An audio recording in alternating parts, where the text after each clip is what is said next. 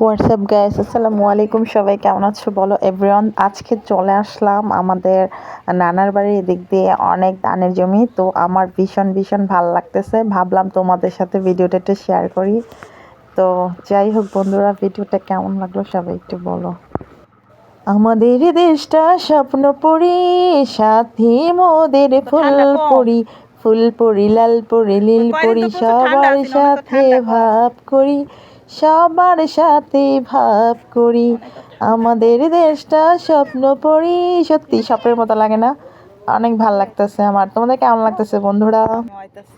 গ্রাম ছাড়া ওই রাঙা মাটির পথ আমার মন ভোলায় রে। গ্রাম ছাড়া ওই রাঙা মাটির পথ আমার মন ভোলায় রে। এটা দেখে মনে হইলো কয়েকদিন আগে যে ঘটনাটা হইলো, বাচ্চা নিয়ে যে হাইটা হাইটা মা যাচ্ছিল, আসলে খুব কষ্টদায়ক, খুব দুঃখ আসলেই। আমিও যাচ্ছি, এখন এই কথাটা মনে পড়ে গেছে। যার যায় সে জানে কষ্ট কি জিনিস।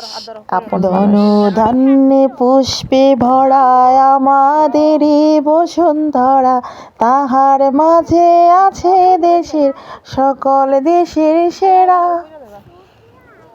সুন্দর লাগে না? এই দৃশ্যটা খুবই ভালো লাগে, অসাধারণ অসাধারণ।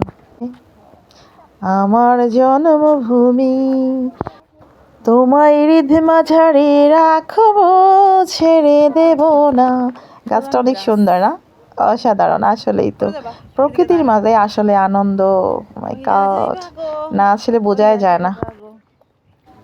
জানি একদিন আমি চলে যাব সবই ছেড়ে, যত দুঃখ কষ্ট নিয়ে, ফিরব না কোনো দিন এই পৃথিবীতে, কোনো কিছুর বিনিময় এই পৃথিবীতে।